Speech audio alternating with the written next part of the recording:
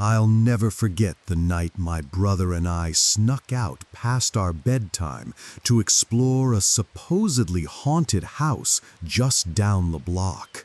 Yeah, I said bedtime because I was only 10 years old and my brother, Luke, was 12.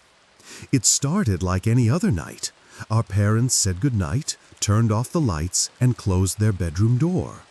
A few minutes later, I crept into Luke's room, my heart already pounding with excitement and fear. We grabbed a couple of those old hand-powered flashlights, the kind that only work if you keep squeezing a little trigger to generate light.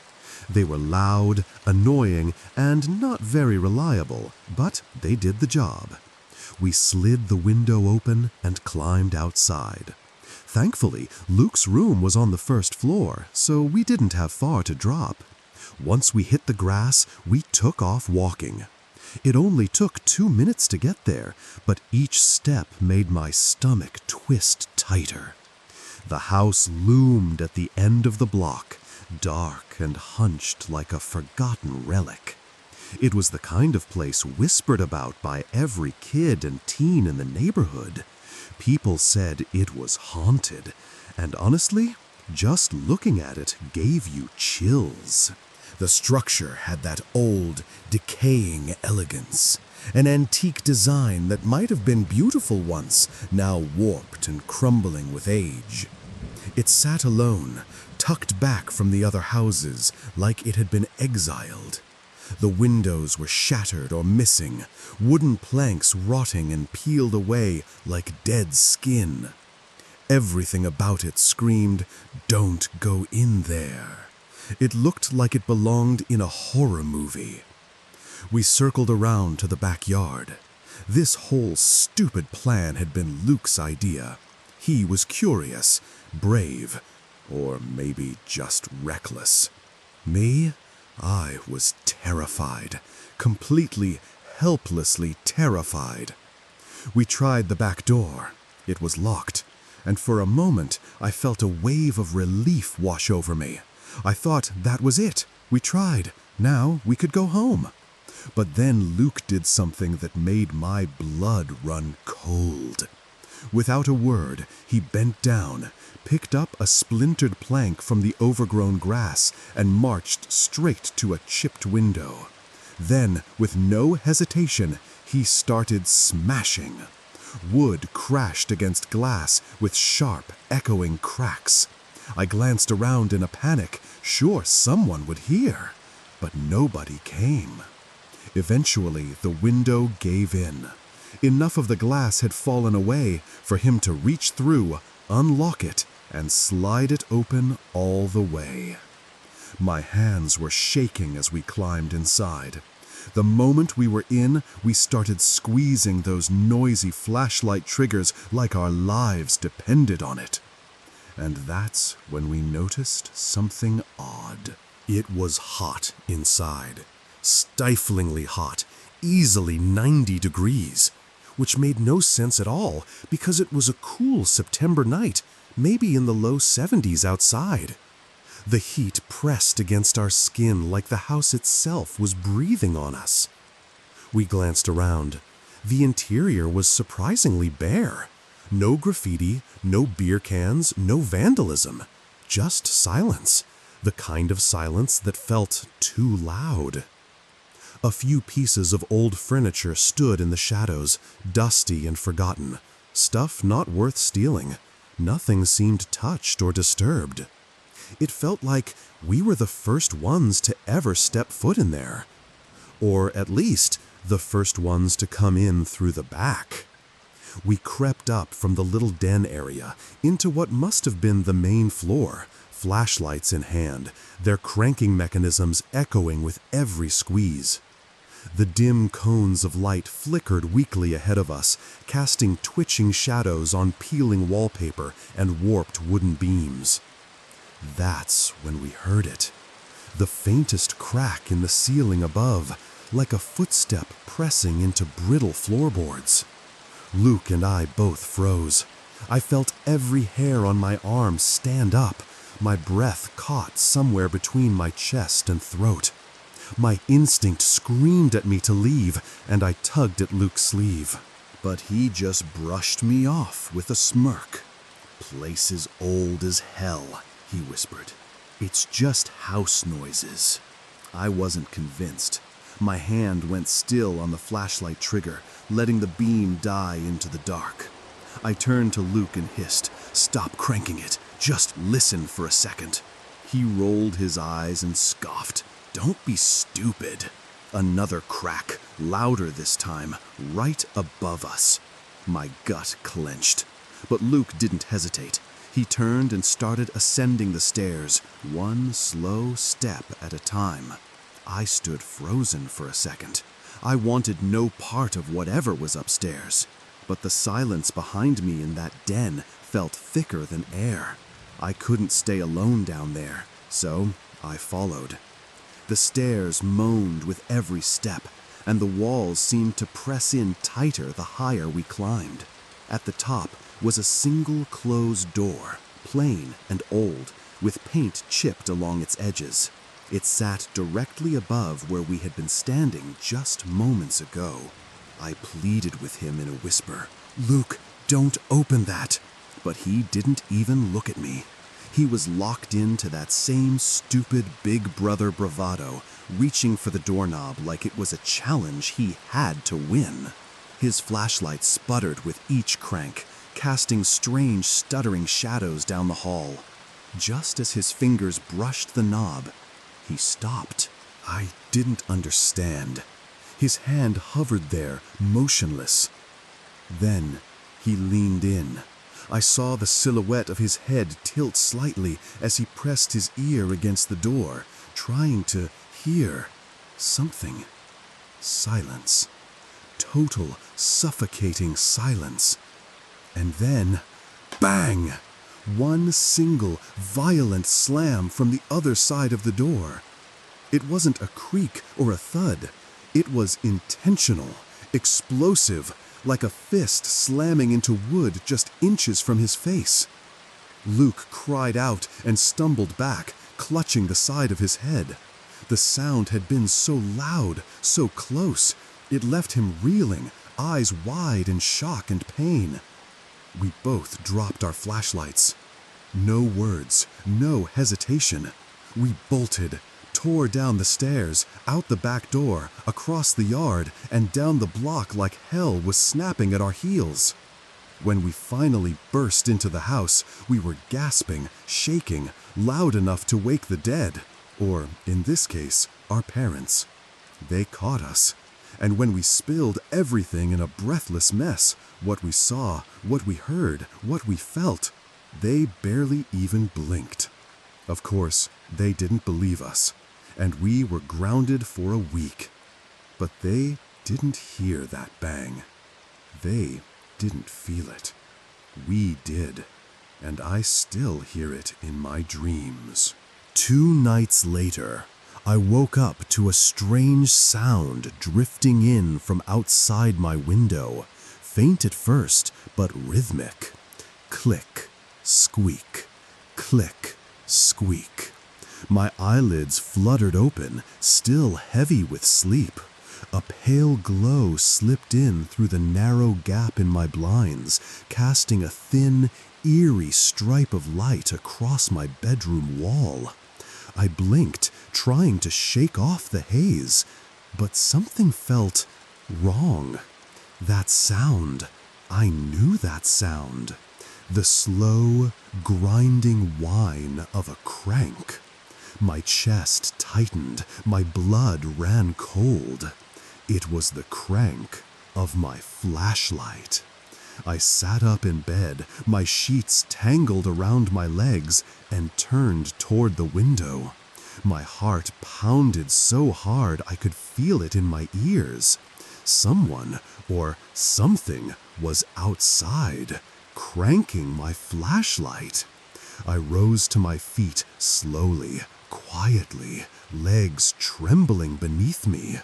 I inched toward the window, each step slower than the last. The moment I reached out and touched the blinds, the sound stopped. Just like that. No fade out, no retreat, just silence. I carefully tilted the blind and peeked outside. Nothing. Only the still, suffocating blackness of night. No glow, no movement, no flashlight. Nothing but the void staring back at me. I stood there, frozen, barely breathing. Part of me wanted to open the window, to call out, but the rest of me, the smarter part, kept me rooted in place. Eventually, I crawled back into bed, though I don't remember how. The next morning, I woke with barely a trace of the night before. The details slipped from my mind like fog under sunlight. Still, even now, I hope, God, I hope that part was just a dream. Because if it wasn't, that means something was standing outside my window, cranking my flashlight, watching me.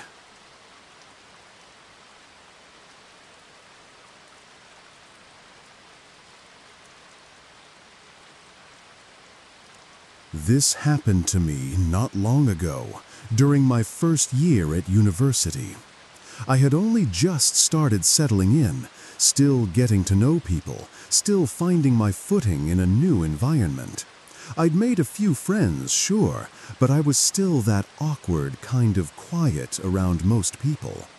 The university itself was old, really old, and well known, not just for its academic prestige, but for something else, something darker. It had a reputation.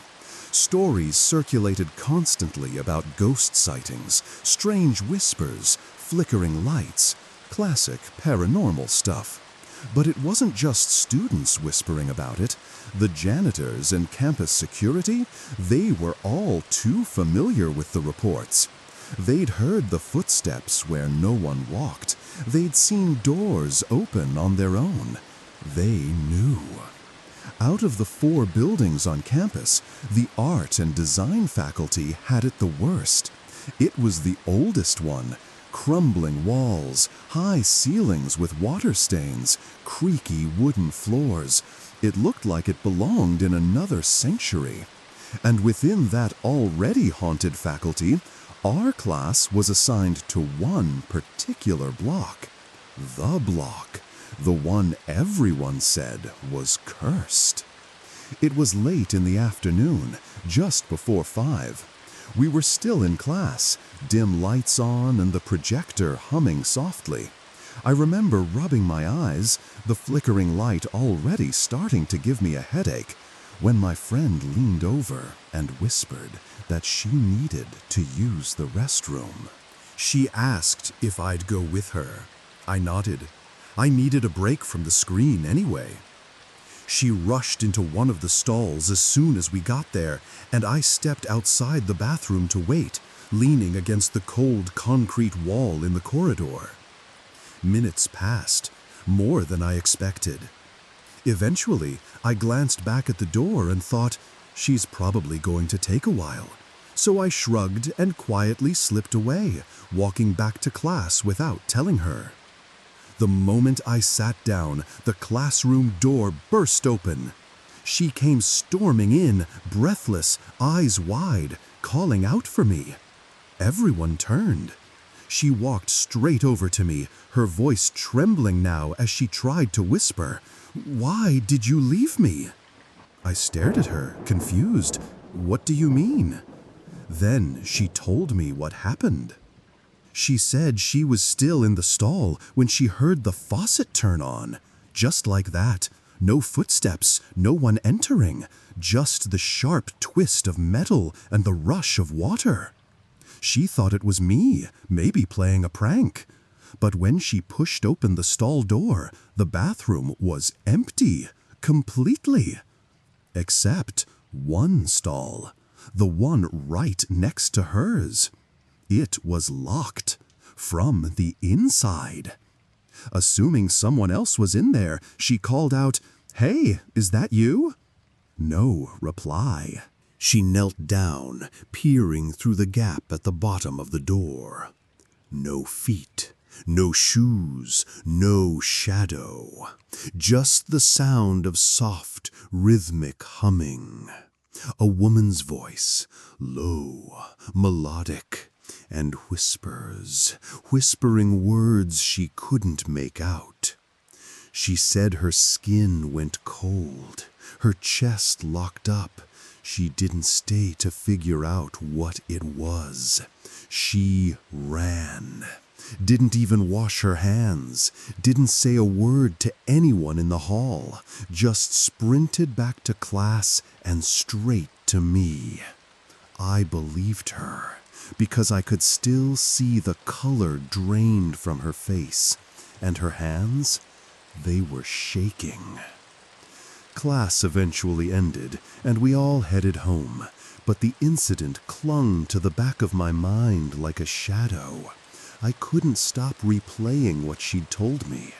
The whispers, the humming, the locked stall with no one inside.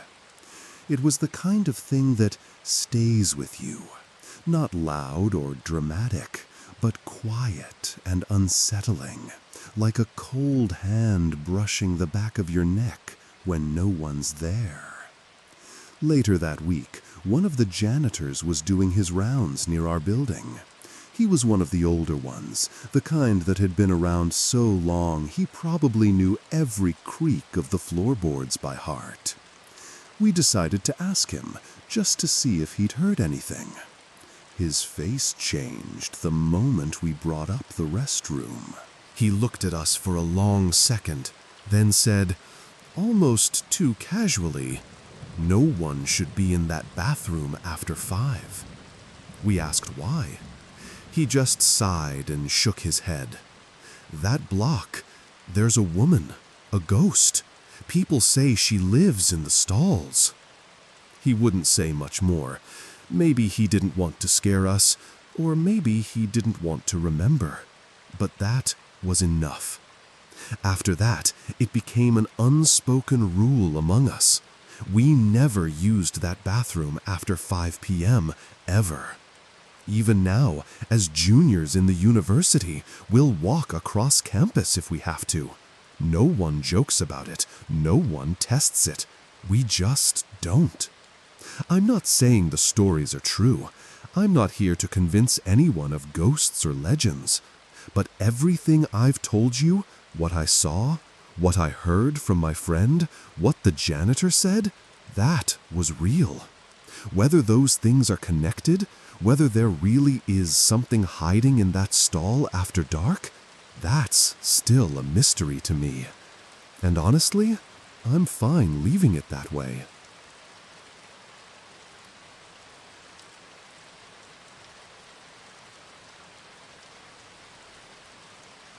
This happened just a few months ago, during the final stretch of my 2-year mission in Japan as a Mormon missionary. I'd been serving in the country for almost the full term, and my return date was approaching fast. By then, I had been transferred to my last assigned area, Kyoto. Kyoto had always been a dream for me. A city steeped in history, with ancient shrines, narrow alleyways, and quiet streets tucked between glowing paper lanterns and bustling tourist spots. I had wanted to visit for as long as I could remember. But that night, Kyoto became something else entirely. It was late, sometime after sundown. My companion and I were doing what missionaries do, walking door to door, hoping to find someone interested in learning about Christ. The streets were unusually quiet, the kind of silence that makes your footsteps sound louder than they should. We came across this one apartment building. It looked rough. Now, in Japan, apartments generally fall into one of 3 categories. You've got your luxury suites, sleek, modern, and almost painfully spotless. Then your mid-range units, decent, clean, usually with 4 or 5 small rooms. And finally, the third type, the kind that looks like it's barely holding itself together. This one was definitely the third kind. We climbed up to the second floor, the stairs creaking under our weight, and knocked on a random door. After a moment, it swung open. A middle-aged man stood there in worn-out clothes, giving us a strange, lopsided smile. His eyes were tired, glassy, and something about the way he carried himself felt off. Still, we introduced ourselves politely, explained our purpose, and asked if he'd be interested in hearing what we believed. He didn't answer, not directly. Instead, he stepped aside and motioned us in. Normally, being invited in is a good sign. It shows trust, or at least curiosity. But the moment my foot crossed the threshold, I knew we'd made a mistake. The stench hit me first. It was thick, invasive, clinging to the air like it was part of the walls. A nauseating blend of marijuana and stale urine. His apartment was tiny, barely enough room to stretch your arms. The entryway opened up into a cramped, box-shaped layout. To the left, a bathroom door hanging half open.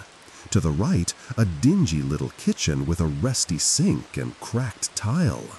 Straight ahead, a small multi-purpose room with a kneeling table, a flickering TV on the floor, and a single futon bed rolled out in the corner. That was it, the entire space. But it wasn't just the layout or the smell that made my skin crawl. It was him. The way he moved, the twitch in his hands, the way his eyes darted around the room even when no one else was speaking. There was something else, too, subtle but unmistakable. Something in the way the apartment was decorated. Small things that didn't sit right. Crumpled notes pinned to the wall, a cracked photo frame, burnt incense sticks stuffed into an empty sake bottle. He smiled as he spoke, but his eyes never smiled with him. And in that moment, standing in the center of that suffocating little room, I realized something. This man had seen things, done things, things he probably couldn't confess, even if he wanted to. He motioned for us to sit, one on either side of the small, low table in the center of the room. We obeyed, our knees folded beneath us on the threadbare mat, the silence heavy and strained. Then, out of nowhere, he began to speak. No, rant. About how much he hated Christians, how he wanted to kill them. The words were slurred, but unmistakable. Rage tangled with alcohol, bubbling out of him like poison. My companion and I exchanged a quick glance, both of us tensing, trying to keep our expressions neutral, our hands still. He didn't seem to realize who we were, or maybe he did and just didn't care. Either way, we sat there, frozen, silently praying. Praying he wouldn't connect the dots, praying he wouldn't suddenly lunge across the table. The man was wasted, completely plastered. We watched, stunned, as he drank himself deeper into whatever darkness was clawing through his mind. Bottle after bottle, his breath reeked, his eyes glazed. He was putting away more alcohol than I thought was humanly possible. 10 times his weight, it felt like. Then, without warning, he leaned in close. His voice dropped to a whisper. "I'm going to tell you a secret," he said, "and you can't tell anyone." We didn't move, didn't breathe. Slowly, he reached under his bed. My heart pounded louder with every second that passed. Then, he dragged out a box. It was old, scratched up, and sealed with tape that had long lost its stickiness. He set it on the table, flipped open the lid. My breath caught in my throat. Inside, stacks and stacks of cash, Japanese yen, neatly bundled, freshly printed, high denominations, thousands upon thousands of dollars worth. It wasn't fake. We could tell right away. The paper, the print, the markings, everything was authentic. And that's when he said it. He looked us dead in the eyes and said, "I'm a dealer. I work with the Yakuza." The Yakuza, the Japanese mafia. The room went cold. Every instinct I had screamed that we had to get out now. Because the moment he realized what he just told us, the moment he sobered up enough to understand who we were, what we stood for, and what he had just revealed, he'd kill us. Or worse, take us hostage, silence us forever. My companion and I sat there, paralyzed in fear, hearts pounding in sync. Our minds raced, scrambling for an excuse, a way to get out, something, anything that wouldn't make him suspicious. But the walls felt like they were closing in, and time was running out. He wouldn't let us leave. Every time we tried to steer the conversation toward the door, he'd launch into another rambling tirade, his voice rising, his eyes wide, glassy, unfocused. He was spiraling, ranting about how Christianity was some twisted cult, calling it evil, delusional, dangerous. My companion and I sat stiffly, nodding along just enough to avoid setting him off. Every attempt we made to gently explain our side of the faith was drowned out by slurred insults and paranoid theories. There's no reasoning with someone that far gone. Not when he's drunk, and not when he's a drug lord tied to the Yakuza. The tension in that room was unbearable, like sitting on a live wire. We could feel it in our bones. This was going to turn bad, fast. Eventually, it got to a breaking point. We had to get out, now. I stood up. So did my companion. We kept our voices steady, polite but firm. "We should be going. Thank you for your time." We started walking toward the door, slowly, carefully. And then he stood. Suddenly, abruptly. He took a step toward a nearby box, crouched slightly, and reached for something inside. My heart seized in my chest. We didn't wait to see what it was. As soon as we slipped through the doorway, we yanked the door shut behind us and ran. We sprinted down the hallway, down the stairs, across the lot, through narrow streets, faster than we'd ever run in our lives. The only thought in our heads was, don't look back, just go, don't stop. Because what if he'd sobered up just enough? What if he'd realized what he told us, 2 foreign Christian missionaries from America? What if he'd remembered the money, the confession, the Yakuza?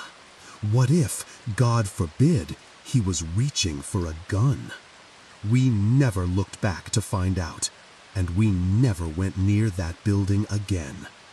To this day, I still wonder, if that man hadn't been so drunk, would we have made it out at all?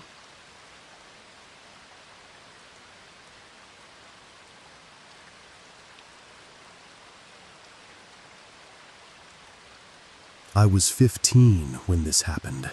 Home alone one night, for reasons I can't even remember now. My bedroom was on the first floor, tucked right beside the living room. Strange setup, I know. The kind that always made the place feel a little exposed, vulnerable.